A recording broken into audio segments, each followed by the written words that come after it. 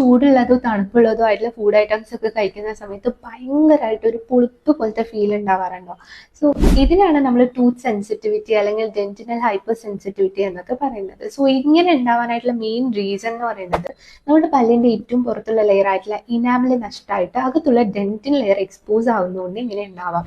പിന്നെ ഒരു റീസൺ എന്ന് പറയുന്നത് നമ്മുടെ വേരിന്റെ ഭാഗത്തുള്ള മോണ താഴോട്ട് ഇറങ്ങി വേര് എക്സ്പോസ്ഡ് ആവുന്നത് കൊണ്ട് ഇങ്ങനെ ഉണ്ടാവാറുണ്ട്.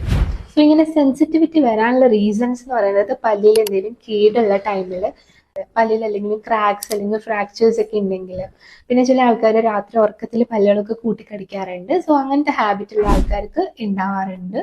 ആൻഡ് ഹാർഡ് ബ്രഷിംഗ് ഒക്കെ ചെയ്ത് മോണ ഇറങ്ങുന്ന കേസസിൽ, പിന്നെ ഒരുപാട് സോഡ, കാർബണേറ്റഡ് ഡ്രിങ്ക്സ്, പിന്നെ ആൽക്കഹോൾ ഇതൊക്കെ കഴിക്കുന്ന ആൾക്കാർക്കും നമുക്ക് ഈ സെൻസിറ്റിവിറ്റി കാണാറുണ്ട്.